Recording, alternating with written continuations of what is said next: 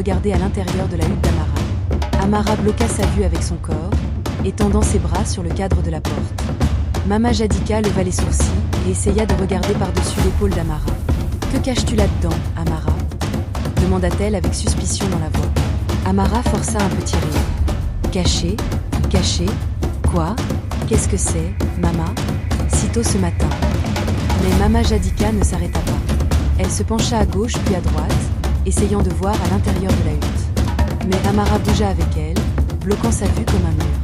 « Ah, Amara, tu te comportes étrangement ce matin, » dit Mama, en claquant sa langue. « Caches-tu quelque chose, ou y a-t-il un homme là-dedans avec toi ?» Les yeux d'Amara s'écarquillèrent sous le choc. « Un homme dans ma hutte ? Mama Jadika, de quoi parlez-vous si tôt le matin ?» Mais Mama Jadika n'était pas prête à partir. Elle pressa son visage plus près, ses yeux perçants comme ceux d'un faucon, cherchant le moindre indice. « Je suis juste venue emprunter ta jarre d'eau, » dit Mama Jadika, croisant les bras sur sa poitrine. Amara halta. Elle se souvint soudain de la jarre d'eau qu'elle avait laissée dans la brousse en sauvant Naine. Elle savait qu'elle ne pouvait pas donner la jarre maintenant parce que les chasseurs pourraient chercher le propriétaire, et s'ils découvraient qu'elle était celle qui avait pris la sirène, cela lui causerait de gros problèmes. Amara déglutit difficilement et força un petit sourire. « Ah, Mama, j'utilise la jarre maintenant. Je ne peux pas la donner. S'il te plaît. » Mama leva les sourcils encore plus haut et siffla. « Tu utilises la jarre ? À quoi l'utilises-tu maintenant ? Tu caches quelque chose, Amara. »« Je le sens, » dit-elle, se penchant plus près, ses yeux se plissant de suspicion. Le cœur d'Amara battait la chamade de peur. Elle pressa son dos plus fort contre la porte, bloquant chaque espace que Mama pourrait utiliser pour voir à l'intérieur. « Mama Jadika, je vous ai demandé, que cherchez-vous » demanda Amara, sa voix devenant plus ferme. Mama Jadika haussa les épaules et claqua des doigts. « Je suis juste venue emprunter ta jarre, mais puisque tu te comportes comme ça, peut-être caches-tu un homme dans ta hutte. » Les yeux d'Amara s'écarquillèrent et sa bouche s'ouvrit, mais aucun mot ne sortit pendant un moment. « Un homme dans ma hutte ? Moi ?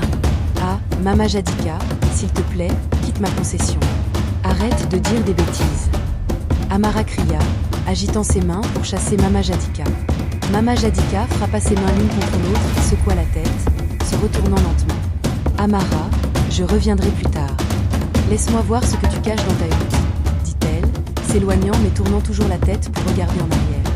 Amara la regarda jusqu'à ce qu'elle soit hors de l'enceinte avant de refermer rapidement la porte et de s'y adosser.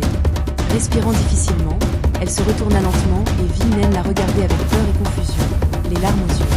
Amara se déplaça vers elle et s'assit à côté d'elle, lui touchant doucement la main. « Ne t'inquiète pas, elle est partie.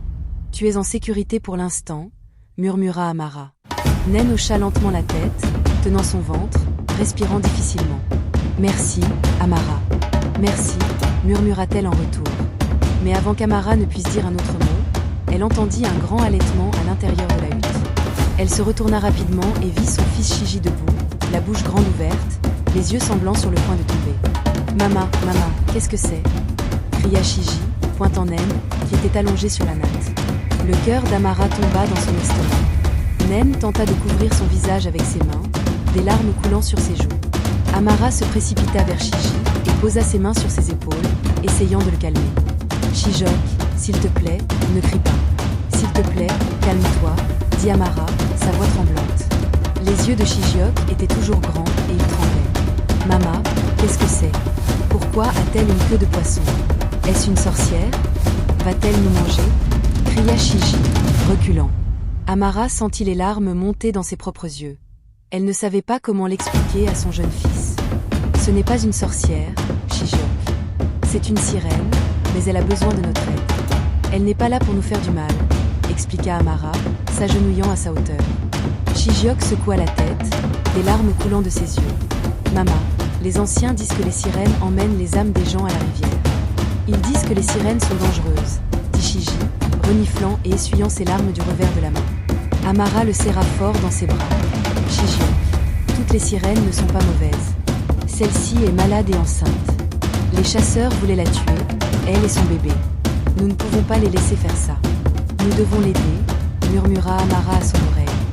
Le corps de Shiji tremblait et il regarda Naine qui était toujours allongée sur la natte, sa queue argentée brillant dans la faible lumière de la hutte. Naine retira lentement ses mains de son visage et regarda Shiji avec des larmes dans les yeux. « Je ne te ferai pas de mal. Je te le promets. Je veux juste être en sécurité. » dit doucement Naine. Shiji déglutit difficilement, regardant dans les yeux de Naine. Amara lui tint fermement la main. « S'il te plaît, Shiji, promets-moi que tu ne le diras à personne. Si les gens le découvrent, ils l'emmèneront et la tueront, et nous puniront aussi. » Shiji regarda sa mère, puis la sirène qui pleurait, puis de nouveau sa mère. Il hocha lentement la tête, les larmes toujours aux yeux. « Je ne dirai rien, maman, » dit doucement Shiji. Amara le serra fort dans ses bras, embrassant sa tête. « Merci, mon fils, » murmura-t-elle. Shiji regarda de nouveau Naine, ses yeux plus doux maintenant. « As-tu faim ?» Shiji, le fils d'Amara, demanda timidement à la sirène si elle avait faim. Naine esquissa un faible sourire, les yeux remplis de gratitude. « Oui, merci, » murmura-t-elle. Amara se leva rapidement, essuyant ses larmes. Elle se dirigea vers le coin de la hutte pour préparer de la bouillie chaude pour Naine. Mais au fond de son cœur, Amara avait peur. Elle savait que Mama Jadika reviendrait, et si elle découvrait la sirène, tout le village serait au courant. Elle savait aussi que les chasseurs réaliseraient bientôt que la sirène avait disparu et commenceraient à fouiller chaque maison. Amara ne savait pas combien de temps elle pourrait garder Naine en sécurité dans sa hutte. Mais elle savait qu'elle essaierait, car au fond d'elle, elle savait que ce n'était pas une sirène ordinaire. C'était quelque chose de plus grand, quelque chose de spirituel, quelque chose lié au destin de sa famille. Le soleil était déjà haut dans le ciel quand Amara eut fini de laver les vêtements de ses enfants et de balayer la cour. Elle essayait d'agir normalement, mais au fond d'elle, elle avait peur. Elle se souvenait sans cesse d'avoir caché Naine, la sirène enceinte, dans sa hutte et de la promesse de son fils, Shijiok, de ne rien dire à personne. Mais au fond d'elle, elle savait que les chasseurs viendraient la chercher, et ils le firent. Quelques heures plus tard, 3 chasseurs au fusil et au visage en colère entrèrent dans le village. Ils demandaient à tous ceux qu'ils rencontraient sur le chemin, qui étaient allés à la rivière tôt ce matin pour chercher de l'eau. La personne avait laissé sa jarre là, mais personne ne savait qui c'était. Les chasseurs décrivirent même la jarre et l'endroit où elle avait été trouvée, mais personne n'en avait la moindre idée. Les chasseurs eux-mêmes n'avaient pas vu le visage d'Amara ce matin-là, ils ne purent donc pas la décrire. Ils allèrent de maison en maison, frappant aux portes et demandant aux gens « Avez-vous vu qui est allé à la rivière tôt ce matin ?» Tout le monde répondit non. Les chasseurs commençaient à se mettre en colère. Ils sentaient que quelqu'un dans le village cachait quelque chose. Ils arrivèrent finalement à la petite maison en terre d'Amara. Amara pilait du manioc dans un mortier lorsqu'elle entendit un grand coup à la porte. Son cœur bondit. Elle essuya la sueur de son visage avec son pagne et alla ouvrir la porte. Les 3 chasseurs se tenaient là, l'air en colère et fatigués. « Bon après-midi » les salua Amara en essayant de sourire. « Bon après-midi » répondit froidement l'un des chasseurs. « Nous cherchons la femme qui est allée à la rivière tôt ce matin chercher de l'eau. Elle a laissé sa jarre là-bas, » dit le chasseur, regardant directement dans les yeux d'Amara. Le cœur d'Amara battait très vite, mais elle se contrôla. Elle prit une profonde inspiration et répondit calmement « Je ne sais pas qui est allé à la rivière ce matin. Je suis ici depuis tôt le matin, à piler du manioc. » Les chasseurs regardèrent à l'intérieur de la petite hutte, mais ne virent rien de suspect. Amara se tenait fermement, priant silencieusement qu'ils partent. Après quelques secondes, les chasseurs haussèrent les épaules et firent demi-tour, quittant la concession d'Amara.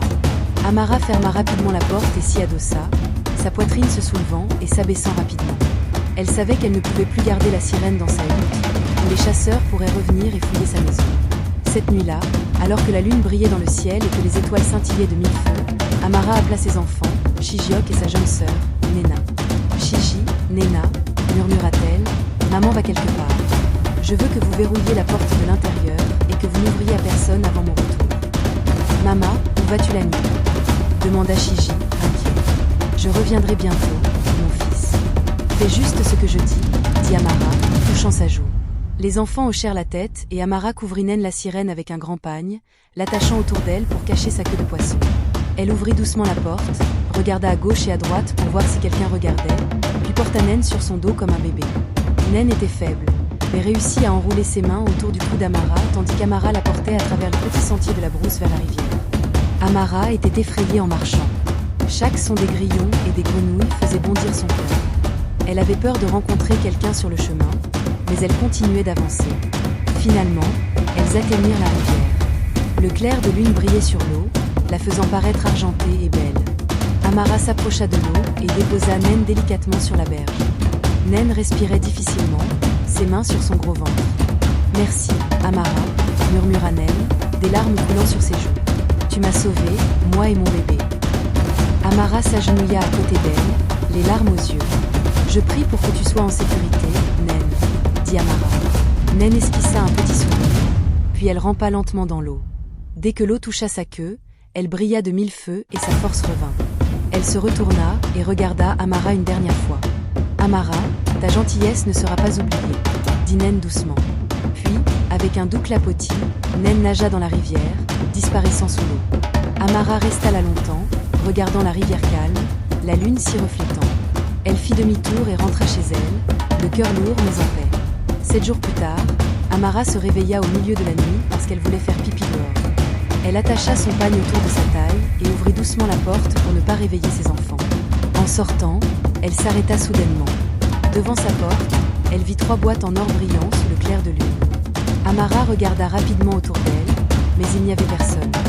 Elle se pencha et toucha les boîtes. Elles étaient réelles et lourdes. Amara était confuse.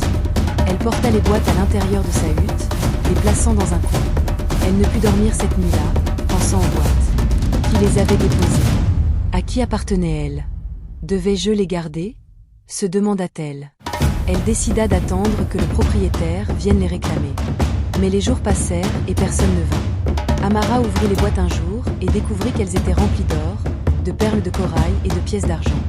Amara vendit secrètement quelques-unes des perles d'or, et avec l'argent, elle acheta une maison plus grande dans le village. Elle acheta de nouveaux vêtements pour ses enfants, et ils commencèrent à manger de la bonne nourriture tous les jours. Les gens du village commencèrent à remarquer qu'Amara était devenue belle. Ses enfants avaient l'air en bonne santé, et elle ne portait plus de vieux vêtements. Amara devint la femme la plus riche du village. Mais elle ne raconta jamais à personne comment elle avait obtenu l'or. Chaque nuit, elle s'asseyait dehors sous la lune et regardait en direction de la rivière, souriant et priant pour Naine et son bébé. Elle savait dans son cœur que c'était Naine la sirène qui lui avait laissé les boîtes d'or en remerciement d'avoir sauvé sa vie et celle de son bébé. Amara enseigna à ses enfants à toujours aider les personnes dans le besoin et à faire preuve de gentillesse envers les étrangers. Et chaque fois que quelqu'un dans le village lui demandait « Amara, comment êtes-vous devenue si riche ?» Elle souriait et disait « La gentillesse revient toujours. » Et c'est ainsi qu'une femme pauvre qui a aidé une sirène enceinte est devenue la femme la plus riche du village.